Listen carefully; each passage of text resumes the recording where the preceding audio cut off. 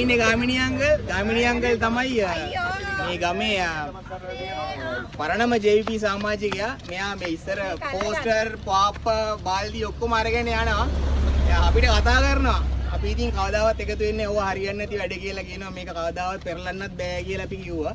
ඉතින් ගාමිණී අංකල් මොනවද හිතුවේ නැහැ. ගාමිණී අංකල් පාප බාල්දි අරගෙන උදේ රෑ හවස එම කියලා සිම මේ එකක් නැහැ. මේ කකුල් දෙකෙන් තමයි ඇවිද්දේ. ඉතින් අද වෙනකොට ඒකේ ප්‍රතිඵල හම්බ වෙලා තියෙනවා. පොහොසත් රටක් ලස්සන ජීවිතයක්. ඉස්සර අපිට තිබ්බේ දුප්පත් රටක් චාටර් ජීවිතයක්.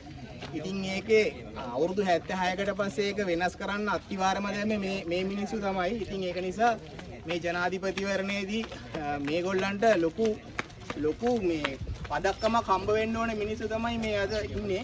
අදටත් මේ පයින් ඇවිදගෙන එනවා. දැන් ගාමිණී අංකල් වයස කීයද? 74. අවුරුදු 74යි මේ කකුල් දෙකෙන් මේ ගම වටේම ඇවිදලා ඇති. ඡන්ද ගොඩාක් හදලා ඇති. ඉතින් අද වෙනකොට මේ ඉස්සරහට එන්න ඉන්න පරම්පරාවට අලුත් ලස්සන රටක් හදන්නේ මෙන්න මේගොල්ලෝ තමයි වීරයෝ. බොහොම ස්තුතියි.